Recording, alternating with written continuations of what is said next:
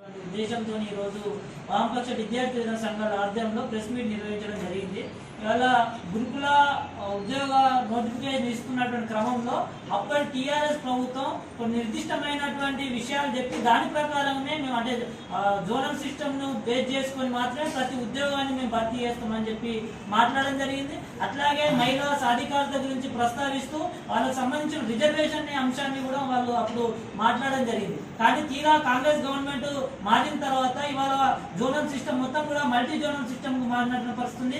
అట్లే మహిళా సాధికారత మొత్తం కూడా మరుగునబడి వాళ్ళ మాటల్లో మాత్రమే మహిళా సాధికారత ఉన్నది అనేటువంటి విషయాన్ని ఈ సందర్భంగా మేము తెలియజేస్తా ఉన్నాం. అట్లాగే మొన్న నియామక పత్రాలు ఇస్తున్నటువంటి క్రమంలో మొత్తం కూడా ఇవాళ 1 నుంచి 2 లేకపోతే ఒక అభ్యర్థికి 3 ఉద్యోగాలు వచ్చినటువంటి పరిస్థితుంది. ఇవాళ అవరోహణ క్రమంలో ఉద్యోగ నియామకాలు చేపట్టకపోవడం వల్ల తిరిగి రాష్ట్రంలో 4000 గురుకుల ఉద్యోగ బ్యాక్లాగ్ పోస్టులు ఏర్పడేటువంటి ఒక పరిస్థితి. కాబట్టి తక్షణమే కాంగ్రెస్ ప్రభుత్వం స్పందించి ఇవాళ మెరిట్ బేస్డ్ గా ఇవాళ 1:2 లో సెలెక్ట్ అయినటువంటి అభ్యర్థులు ఎవరైతే ఉన్నారో బ్యాక్లాగ్ పోస్టులు ఏర్పడకుండా చర్యలు తీసుకోవాలనేటువంటి విషయాన్ని ఈ సందర్భంగా మేము ప్రధానంగా డిమాండ్ చేస్తా ఉన్నాం. అట్లాగే నోటిఫికేషన్ సమయంలో ప్రకటించినటువంటి విధంగా వాళ్ళ మహిళా సాధికారత కావచ్చు, లేకపోతే జోనల్ సిస్టమే కావచ్చు, లేకపోతే ఇతర విషయాలు ఏవైతే ఉన్నాయో వాటన్నిటిని కూడా అట్నే అమలు చేయాలనేటువంటి విషయాన్ని కూడా ఈ సందర్భంగా నేను తెలియజేస్తాను.